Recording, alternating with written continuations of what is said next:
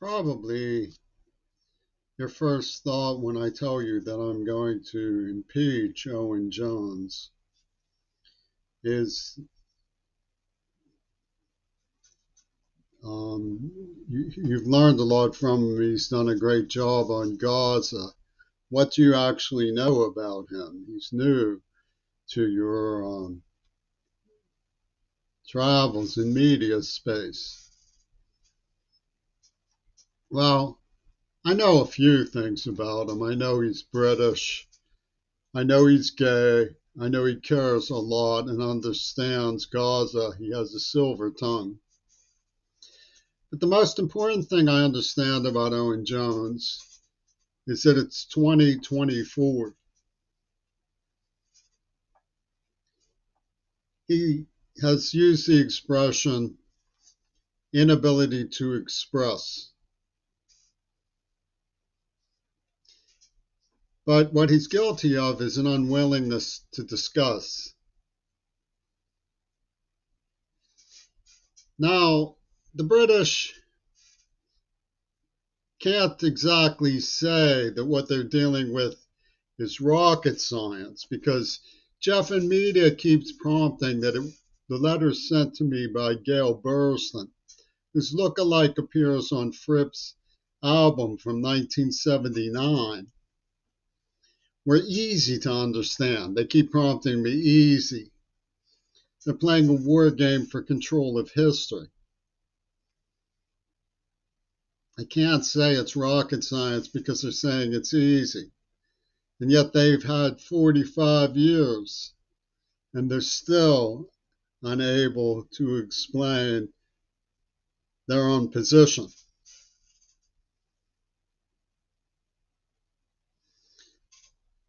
Well, they have staked out a certain trump they think they have.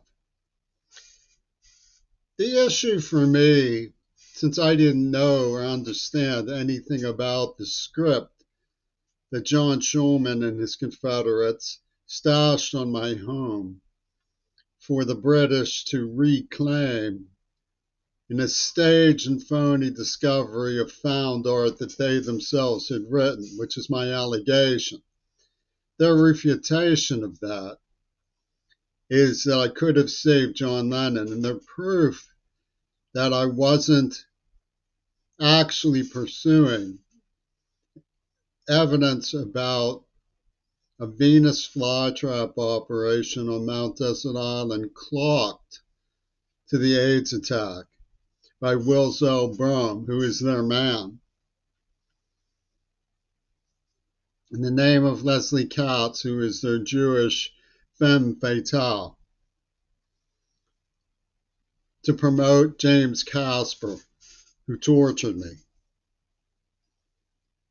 Is their alibi that Reagan didn't know. In other words, the proof that AIDS was not an attack is Reagan didn't know. Let's talk about who's hammered out this alibi. Because otherwise, they would have to say John Lennon's estate is more important than the lives that would be lost through failure to warn. And the people who claim that failure to warn was unimportant in light of John Lennon's estate claims are the ones who have transferred the situation of an attempt to warn the public into a macabre storytelling smackdown.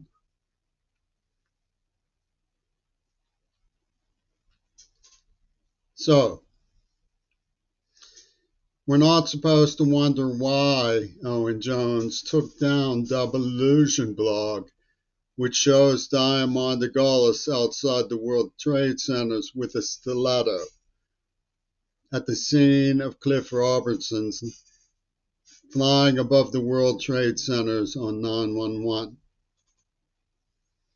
We're not supposed to second guess his exoneration of Reagan by one trivial, unproven so-called quote. He has obviously no background or comprehension on who Reagan was. He only knows that Lenin's loyalists claim that Zell Brom was not party to the AIDS attack because Reagan was shot, and therefore he didn't know and wasn't involved in what happened. It's not exactly rocket science to say those two prospects are not mutually exclusive.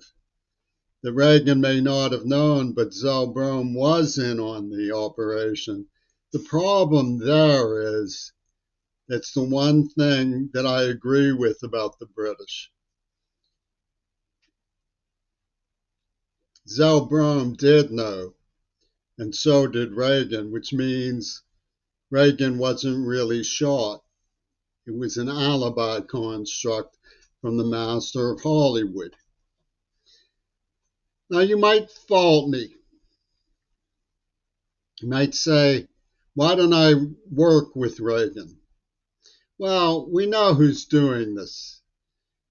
RFK Jr. is the if you can't beat them, join them guy. And he's working with Trump and the British to sweep me out of the history books and under the carpet as the boy who could have saved John Lennon and just put me to sleep and make irrelevant that I was tortured.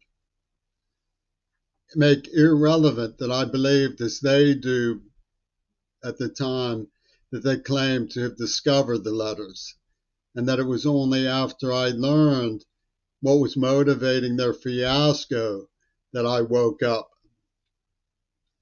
They want me to be a story like A Mother in History, which is Lee Oswald's mother. She was so isolated and heartbroken, they like to say, that Jim Mars, I think it was, who found her with a broken refrigerator in a hot Texas squalor room. But the problem is, the evidence implicates Oswald's whole family in some rather strange Alfred Hitchcock type Rod Serling episodes, which match up with the strange case presented by the Warren Commission, which has made many people fear that something more terrible than we've been allowed to comprehend was at work.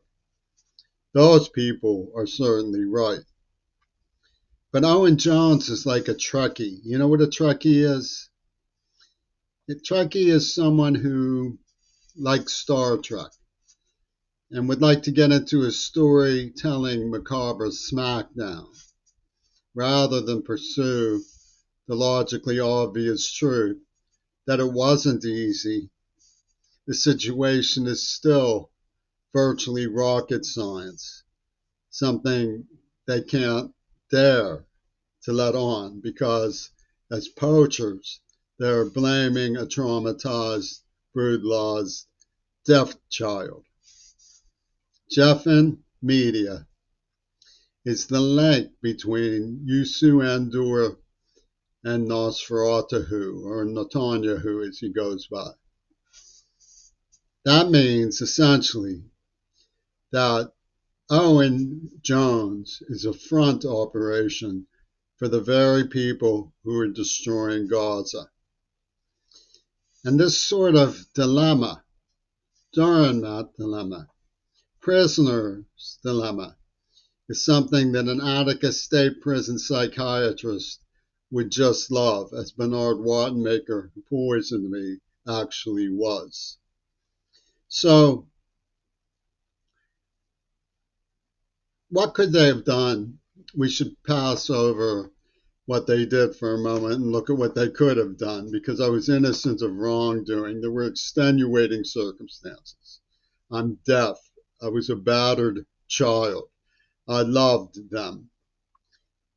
The evidence clearly implicated something very strange, They could have said that what was going on Mount Desert Island didn't implicate Reagan, but it did, because his attorneys who had me in D.C. the day he claims he was shot set it up. And that's the rocket science issue involved in the claim that he didn't know, and that his being shot was not an alibi, when in reality it was an alibi. And in fact, Lennon's double fantasy was a tip-off that it was an only live twice operation from Jeff and Media, that he was evacuated, and that the letters of Gail Burstyn are a Houdini black box. This isn't a theory. It is the only explanation that conforms to the evidence in the matter. But of course, Jeff funded Slick Willie Clinton and Barack Obama. So there's a quote by Barbara Tuchman from the time of Iran-Contra, which was part of the fundamentalist tripartite system, which had Nosferatu or Netanyahu colluding with Oliver North and the extreme Islamo-fascists in the Middle East to sell missiles and mine poor people in Nicaraguan harbors. So you have a triangle very much like the one that exists in Seattle at the clubhouse, where you have a Zionist from Israel whose friend was E. Howard Hunt.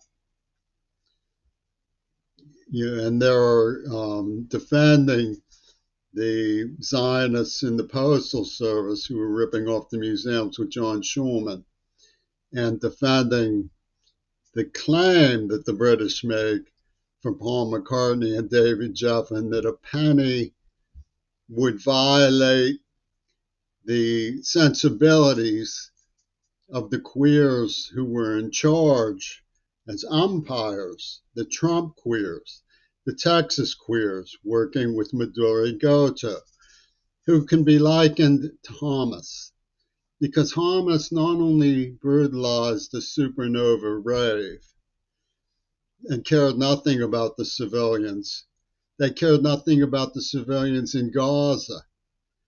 They actually have stated that they could profit from the destructive tendencies of Nosferatu, to the point where you almost see why Netanyahu might have been funding them, because they were in cahoots, much as Israelis have been implicated in ISIS, the extremists. The right-wing queers at work and allied to Geffen and McCartney didn't care that failure to warn meant that people wouldn't be advised to defend themselves. They were actually saying to prove your love, you should enter into double suicides with the victims. Now, anybody who had sex was by obligation part of what they were calling the buddy program, or the double suicide lure, as the Venus flytrap on Mount Desert Island illustrates. And Ono staked out her position by saying she'd rather be dead than have anything to do with validating extenuating circumstances regarding Jimmy Curry, because he was whining and howling about Leslie Katz. The spirit world, in other words, is an occupied zone. Barbara Tuchman's quote, which I was explaining, was, "My country, right or wrong, has a certain nobility of sentiment, but my president, right or wrong, signifies the breakdown of constitutional democracy." It's easy to gum up the spirit world and make it an occupied zone when non sequiturs are used to camouflage plausible denial. Because by refuting and refusing to acknowledge the evidence, that Zell was a logical outgrowth of a scripted crime tracing to 1974, whose progenitor appears on a FRIP record from 1979. Plausible denial and non sequitur get all gummed up, and the spirit world becomes an occupied zone. Now, I say it's non sequitur because my country, right or wrong, and my president, right or wrong, means the same thing in this issue and this circumstance. Now, the FEMA attorney for Nosferatu, who had me in Mount Desert Island and in D.C. in the name of Leslie Katz, once had a tape he made that he said was a Palestinian kid they had been messing with the head of. And you can hear him come over to the tape machine and say, there's something going on here, and he hits the tape machine. So this is guerrilla theater. That much is perfectly obvious. The inability to express is more like the unwillingness to admit that it wasn't easy, that it's rocket science after all. So what we have is the ever so clever creeping and sniveling Joni Mitchell from Pink Floyd's The Wall, who believed that what they interviewed me about when I didn't know what they were doing or what were the issues was some sort of holy writ. I had said something about circumventing Reagan to get to the truth if he was making it impossible. And she sang, oh, policies that circumvent, which translates into take me, it's for my own safety.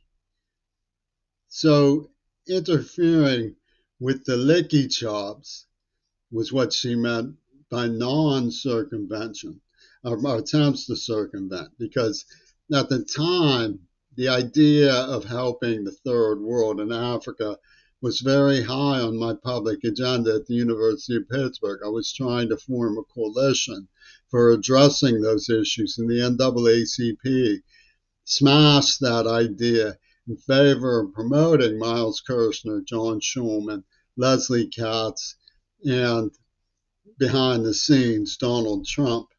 And they came up with this idea that Rosa, the girl who wouldn't come talk to me when she wanted to break up, was like Rosa Parks refusing to give up her seat on the bus. And this is because Penis Gabriel and Mick Jagger believe very deeply in pussy ball, that girls like to be taken by force. It was not me who wanted anything other than to talk to Rosa after she had seduced me. I just wanted to talk it out. I didn't want her to stay with me if she didn't want to stay with me. I was ready and able and willing to let her go. But they said I was a dictator.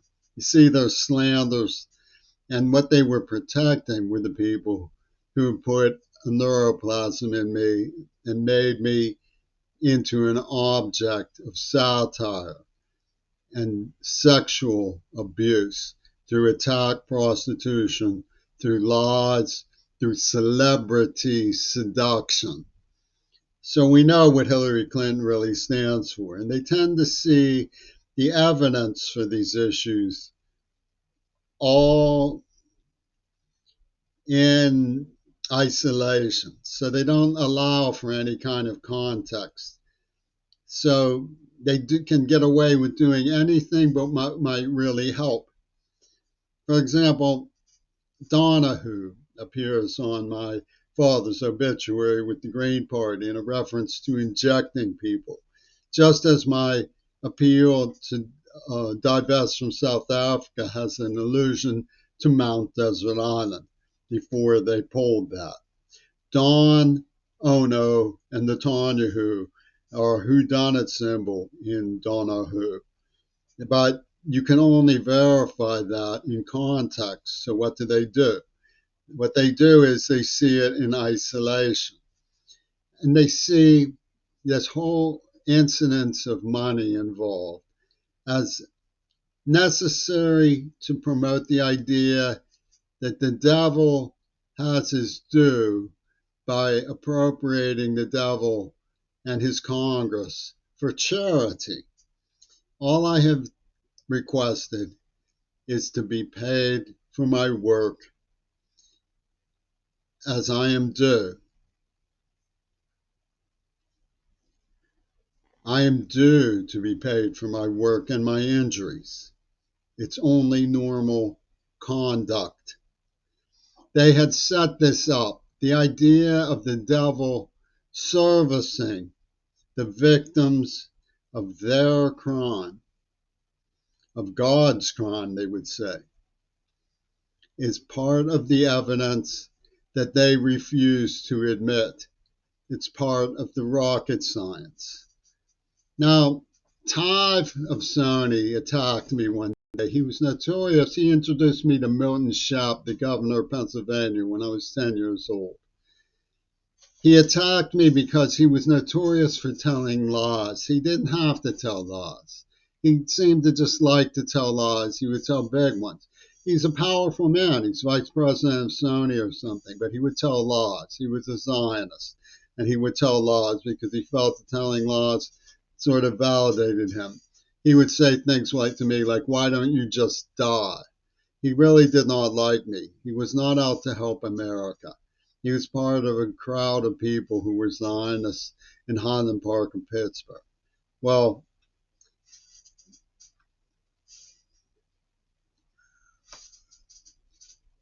what these people who are selling what Paul McCartney wants to be believed remind me of a science fiction story. They're like Trekkies. It was called Afternoon of a Faun. And although it's spelled a little differently, just as Hillary Clinton, it's just when she was younger, a little different looking than Leslie Katz, not much. It's spelled Faun. It's about a group of people who can read the minds of people and get what they want to believe.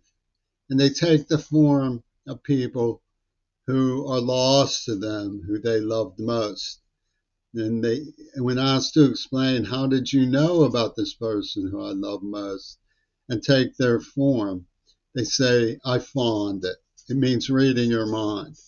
So what we're dealing with are people who want to believe that it was easy to save John Lennon. Reagan didn't know, and that what happened on Mount Desert Island had nothing to do with the script, and that there's no need to question, much less explain, why a look-alike of the author of the script appears on a record of one of John Lennon's friends in 1979. I believe you should put that Barbara Tuchman quote on your wall, Owen Jones, along with I fawned it.